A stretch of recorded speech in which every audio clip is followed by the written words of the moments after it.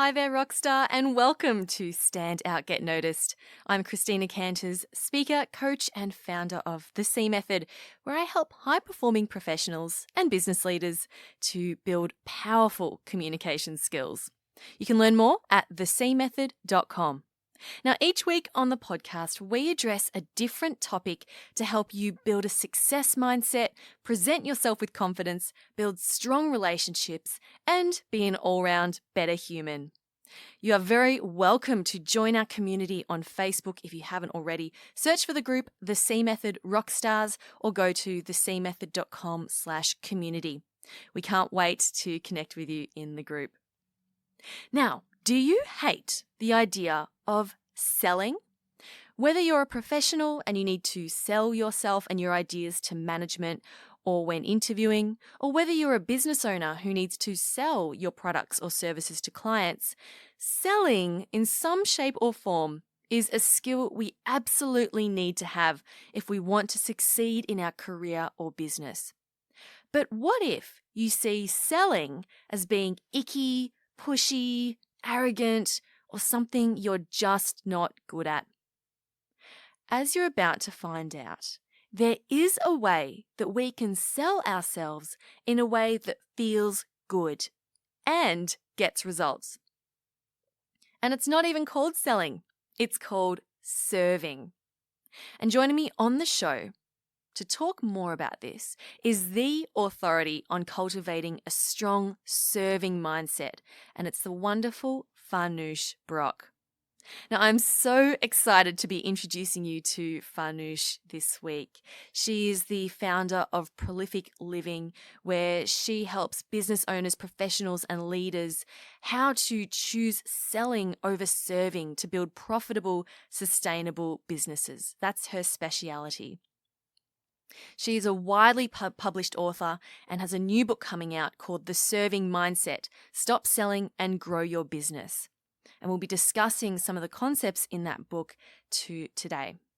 Now, Farnoosh is very similar to me in that she comes from a technical background as well. She went from electrical engineer and project manager at a Fortune 100 company to becoming a business coach and entrepreneur. Now, full disclaimer, Farnoosh is also my business coach. So I can tell you from my own experiences that the ideas and the concepts that she shares in her book, The Serving Mindset, and what we're discussing today, they absolutely work. And that's why I'm so excited to be bringing her on the show today to share all her wonderful words of wisdom and tips with you. You can learn more about Farnoosh at farnooshbrock.com. Now, today on the podcast, we're talking about this concept of what is a serving mindset versus a selling mindset. We talk about identity and how to find the true value that you bring to your company and to your clients. So if you really struggle with this idea of being able to sell yourself or talk about yourself in a way that feels good, then this is a must listen for you. We talk about so much juicy stuff in this episode. So show notes for this episode will be at thecmethod.com/Farnoosh. That's Farnoosh spelled Farnoosh. And I'll put links to the show notes and where you can find Farnoosh's book in the description of this of your podcast app. Now, before we get to that conversation with Farnoosh, just a really quick announcement. Applications for the online group coaching program have closed. I know I've been jamming on about this the last few podcasts about my upcoming group coaching program for women. I'm so excited for it. It starts in 2 weeks' time, so applications have closed. If you missed out this year, if you missed out for this round of the program, keep on listening to the podcast because I'll keep you posted for when I run the next round of the program next year. So stay tuned or join the Facebook group where I'll be posting all the updates as well. Okay, now let's meet the wonderful Farnoosh Brock. Now, when she first started her coaching business, Farnoosh also disliked this idea of selling. So my first question to her was, where did her mindset around selling originally come from? and how did it impact her? Here's Farnoosh. When I went to school in college, we as engineers, and I do talk about this in the book, we used to make fun of marketing and sales majors because we had such a prestigious intellectual major over here, science and technology and engineering. And so that mindset, unfortunately, is how most of us look at selling. It is not as intellectual to be selling. It's not something we want to be involved with. And the same mindset carried me through what was a good, successful corporate career. But when I started my company, it did not serve me, no pun, to feel that way about selling. And Can you explain so tell us about your company that you started? Sure. So we started Prolific Living Inc. in 2011.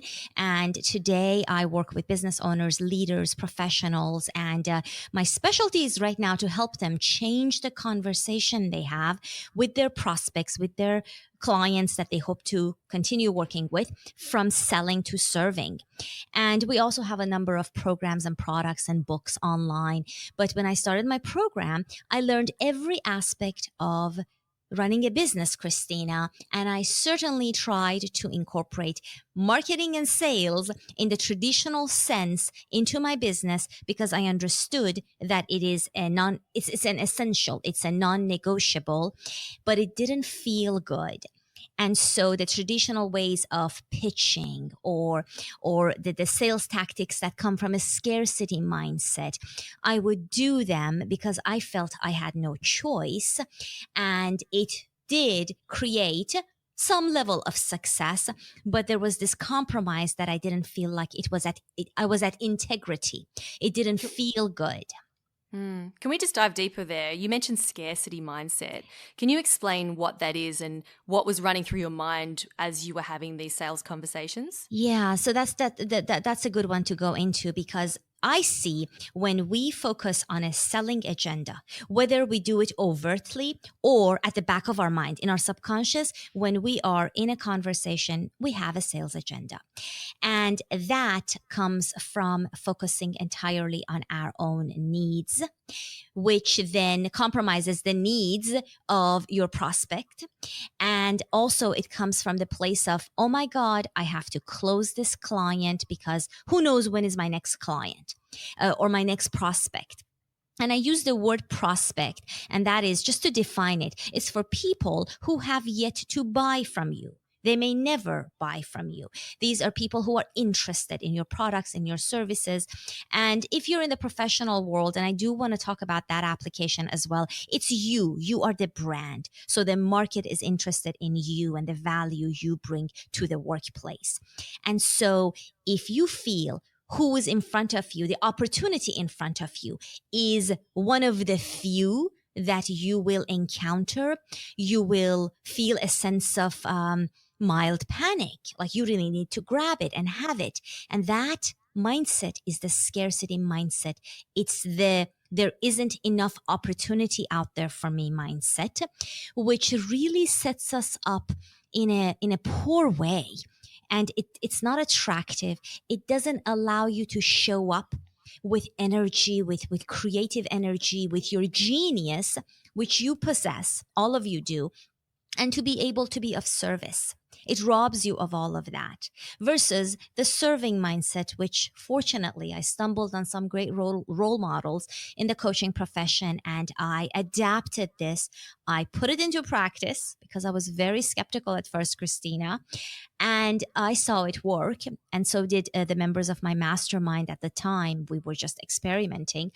And so the serving mindset is the opposite of scarcity.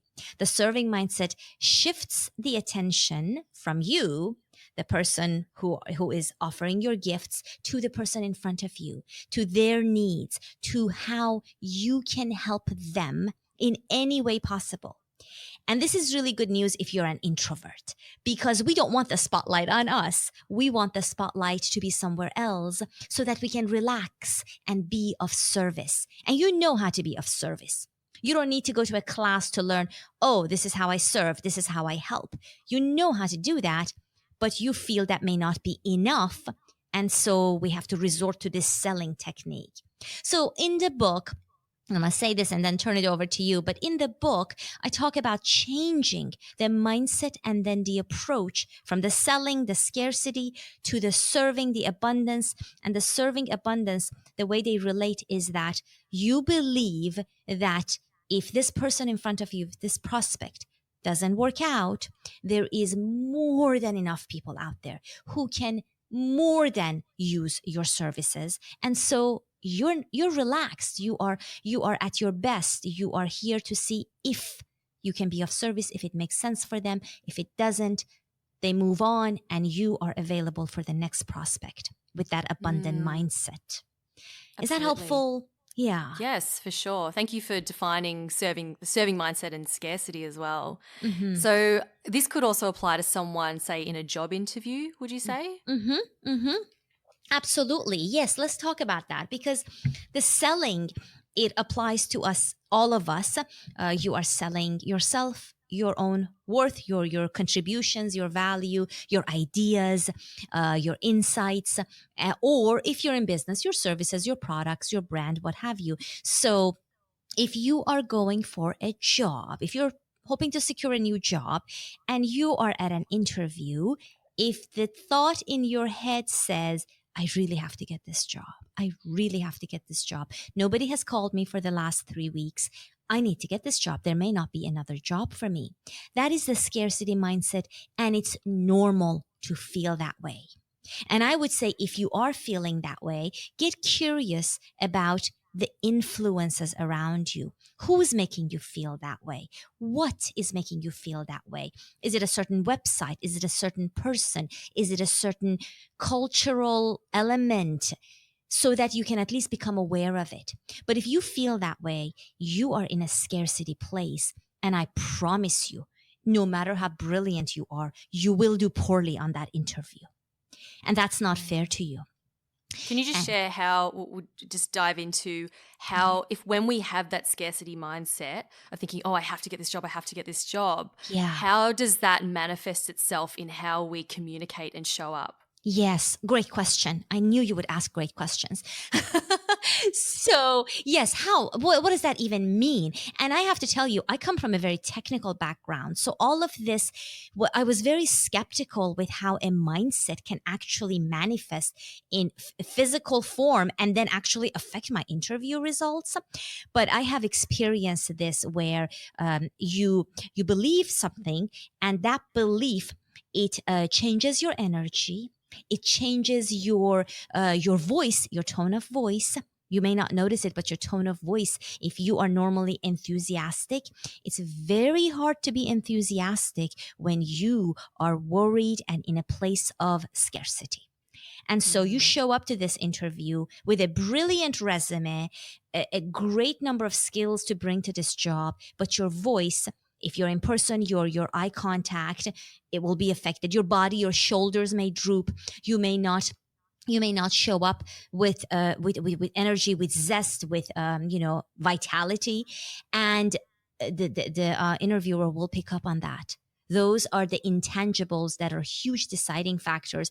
There's some statistics about your body language being much, much louder than the words and the tone of voice combined. So just your body language alone, before you say anything, could decide how the interviewer will vote on you. And all of that comes from the beliefs that you carry with you. They are so powerful. As opposed to if you go into that interview believing, not just telling yourself, but believing deep down, if this is the job you are meant to have, you will have it. If not, a greater yet opportunity awaits you.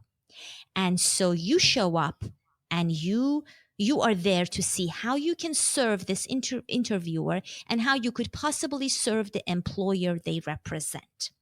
So you are free of this outcome. You don't have to create a close here. You don't have to get the job.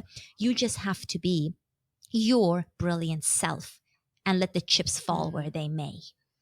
And you can only do that. You can only do that if you believe that there is plenty of opportunity out there for you. And if this is meant to work out, it will. So that's the Yes. application when we show up at interviews. I love that.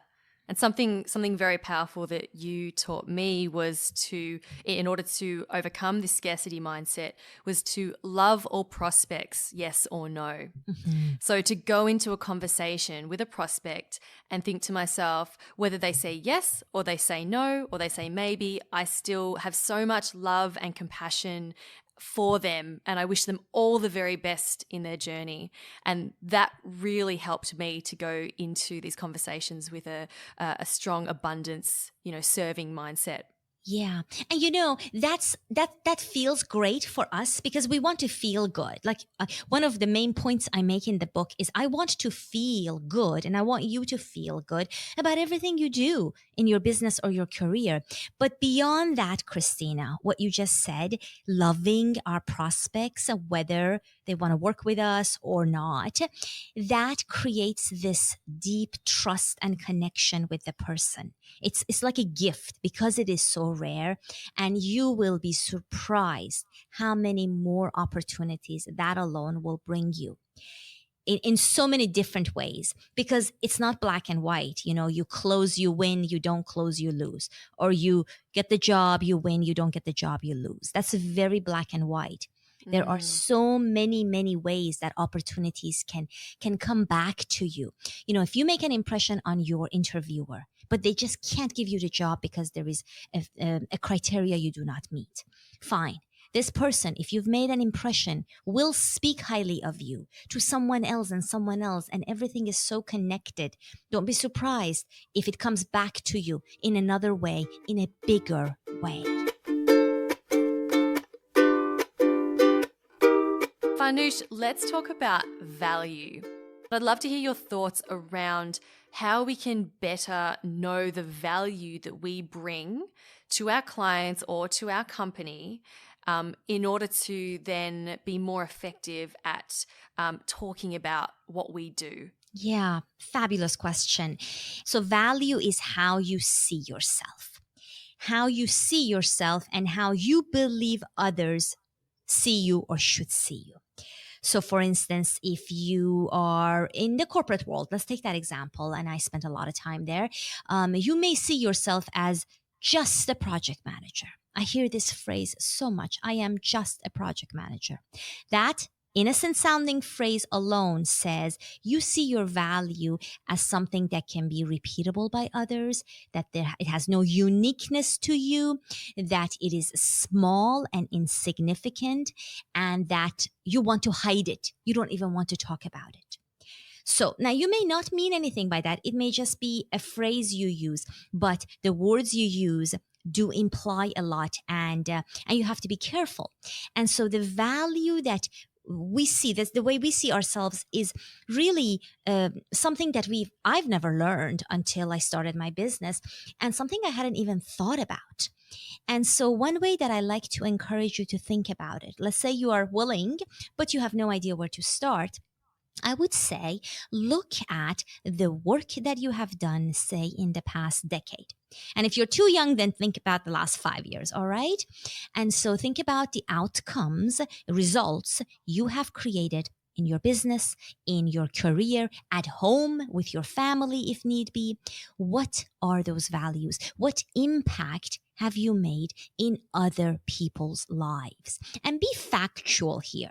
You don't need to be humble or modest. Be factual. If you helped someone get a job, if you saved someone's life, I know a lot of people do great things, and mine pales in comparison sometimes. But whatever it is you've done, look at it.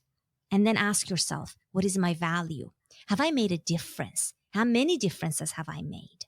And bring that whole of your experience into the value, and then look at it in the grander scheme. Where are you taking your career? Where are you taking your business?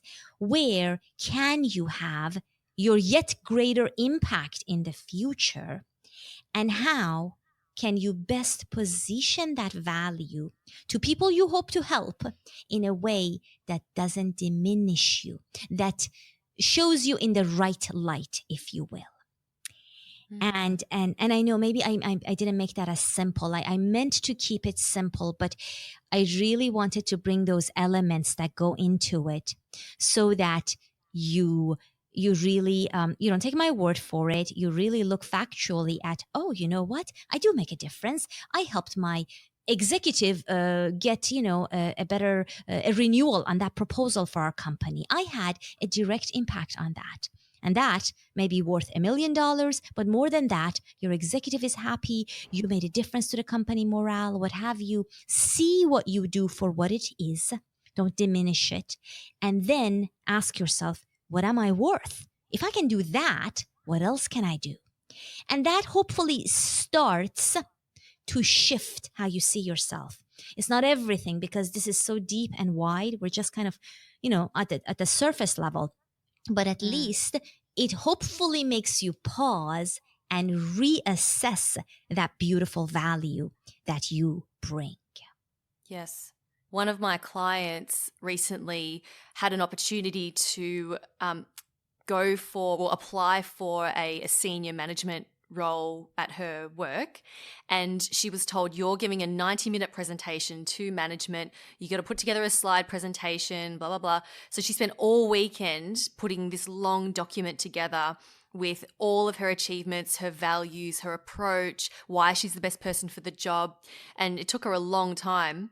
And then when I spoke to her next in our session, and I asked her about how it went, she said, you know what the best part was?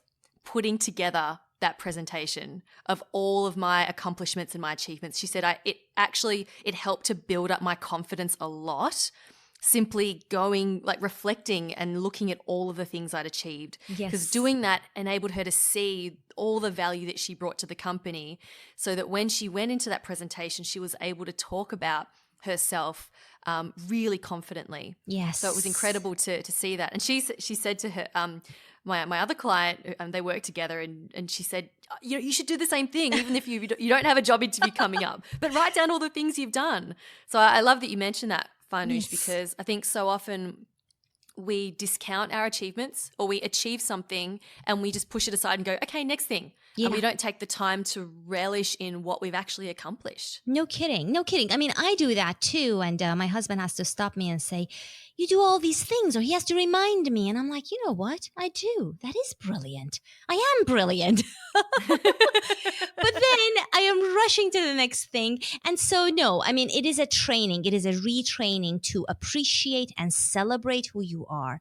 And more than that, to position yourself accurately when opportunities present themselves. Because our hope here with this conversation, one of them anyway, is that you change the way you see yourself if you're not seeing yourself in the best light, and understand why you are of higher value, of higher self-esteem, of a higher contribution level than you are giving yourself permission to, so that you're more confident going for that next opportunity or capitalizing on the opportunities right in front of you. So it does feel good, of course, absolutely. And I love that story with your clients. And also it works in raising the level of success and fulfillment you create in your work, in your business, in your personal lives. So there is a lot of encouragement I like to give you to really reassess that. It may sound small, but it is paramount. How you see yourself, the value, the labels we give ourselves that we need to reassess, the identities, and also how we show up as a result to the world. Can we touch on identities? Sure. We've mentioned it. Let's go a little deeper, because this is so powerful. Going through this exercise has helped me a lot. Good. Can you talk a little bit about how when we see ourselves as a certain identity, it actually prevents us from moving forward? Sure. I mean, I feel that the identity piece is not entirely fixed. So, for instance, you started as an architect, Christina. I started as an engineer. And after that, we had our careers, and then we started our businesses. And so if we held on to that identity of I am just an architect. I am just an engineer. I happen to be running a business here, but I'm just this because that's my identity, which was true when I was in engineering school, but it's not today my only identity. It cannot be because I am also running a business. I am coaching people. I'm writing books, and you're, doing all the things you're doing, which is beyond an architect identity.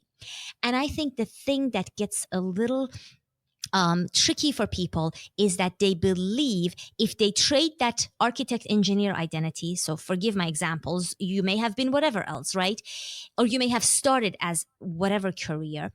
If you give that up, or rather you feel you have to compromise that in order to be more, in order to be a business owner, in order to do accounting in your business, in order to go become a speaker. And I talk about how that is not the case. You are expanding that identity and you're adapting it to your day-to-day activities today versus 5 years ago, 10 years ago, 20 years ago. And that is okay. You're allowed. You are allowed and capable, intellectually capable to be many things and be very good at them. And so that's kind of how I approach the identity piece of this, because it does play a role in serving versus selling. And it definitely plays a role in the value, which we just finished touching upon. So just to clarify, if someone identifies as being one particular type of person and they're going, let's say, I'm an architect, and so I'm a designer, I'm a creative, I'm not a salesperson. If that's the identity, that then when we go into a prospect conversation, that will then impact us in our ability to serve, because we're in there thinking, I'm not a salesperson. So there's no way I can do this well. Yes. And that phrase, I really discourage you from ever using it. In fact, my approach is just forget selling. You're not here to sell. Let the selling take care of itself. So you don't need to be a sales person at all. But yes, anytime you disqualify yourself that way, first of all, it is extremely unattractive to the person in front of you. You may think you're being humble, but I think what happens is we actually come across as less qualified, as less of a professional. If you're not good at sales, but you're running a business, would I really want to hire you? Like if you're giving me the impression that you don't know how to do this part of business, I don't know. I mean, somebody else might, but I would actually pause.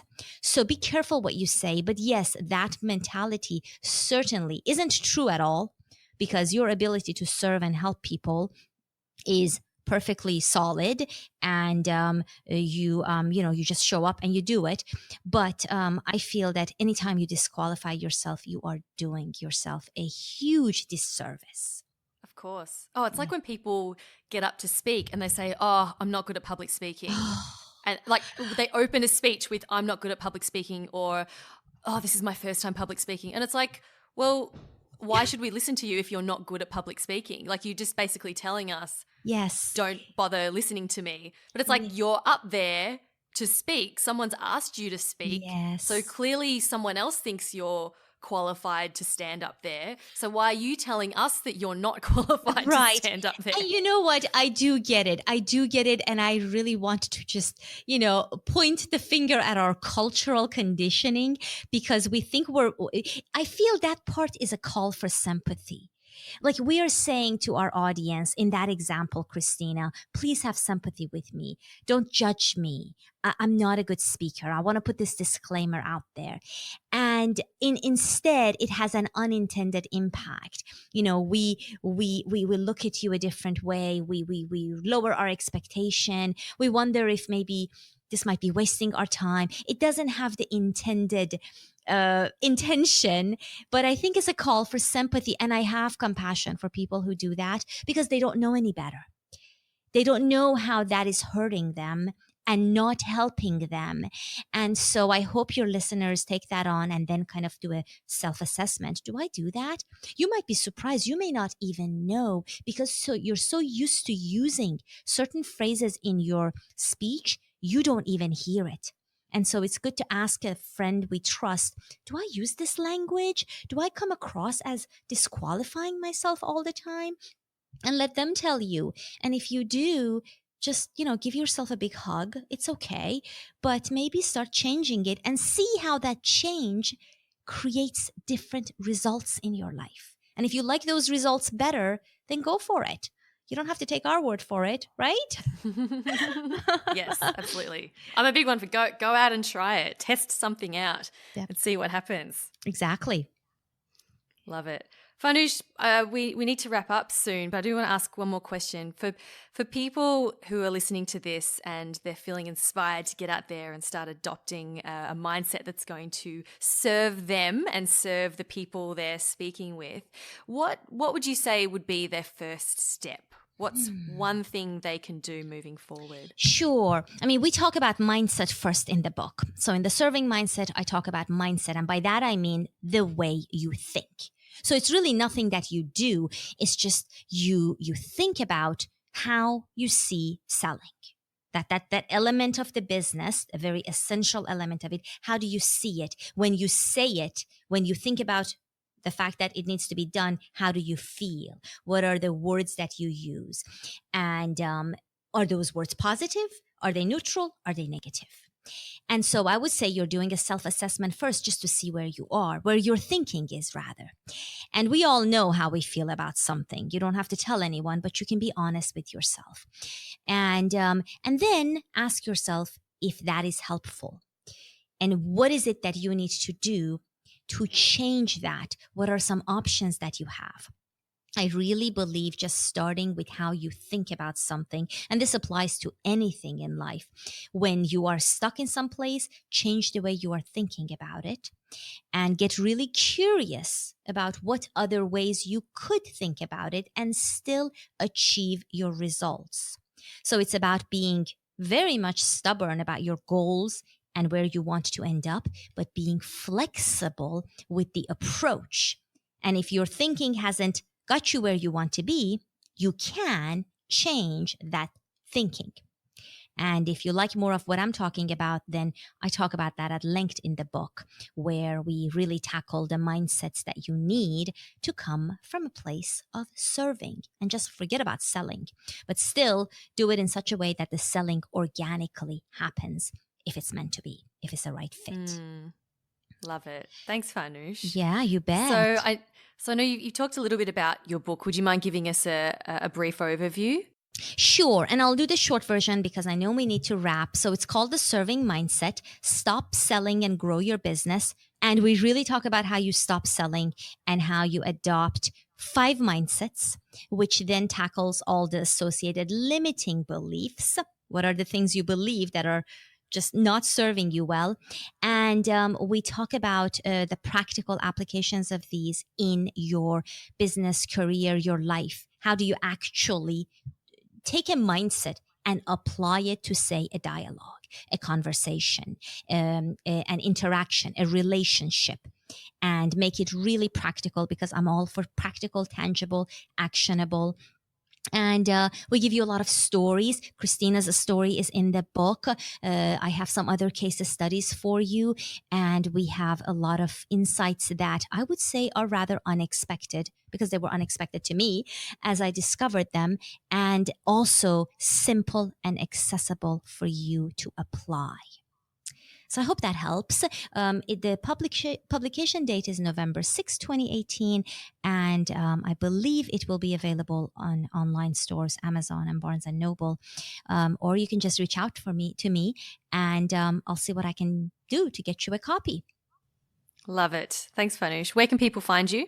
They can find me at Prolific Living online on Twitter, Instagram, Facebook, LinkedIn, and farnooshbrock.com also is my website, or prolificliving.com. So lots of ways to find me. And I look forward to connecting with your listeners, Christina. Thank you for having me. I really appreciate it.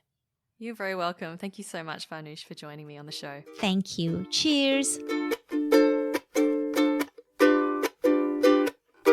Big thanks to Farnoosh Brock for being so generous and sharing all of her wonderful insights with us this week. You can learn more about what she does and her work at farnooshbrock.com, or simply visit the show notes at thecmethod.com/Farnoosh. All the links will be in the description of your podcast app.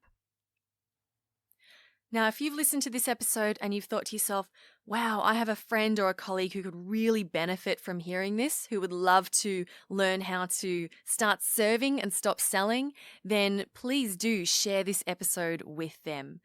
You can even get their phone out for them and show them how to subscribe to the Stand Out, Get Noticed podcast. That would help the show a lot. We're on track to hit 1 million downloads by the end of the year, and I would absolutely love for you to help us to get there. That would be fabulous. So do share this with someone who you would also find it would be valuable. It's a great way to show that you're serving them as well as helping the show. So thank you so much in advance from me. And that's all from me this week. Thank you so much for spending some time with me today. Keep on being awesome, and I'll talk to you next week. My name's Christina Canters, and this has been Stand Out, Get Noticed.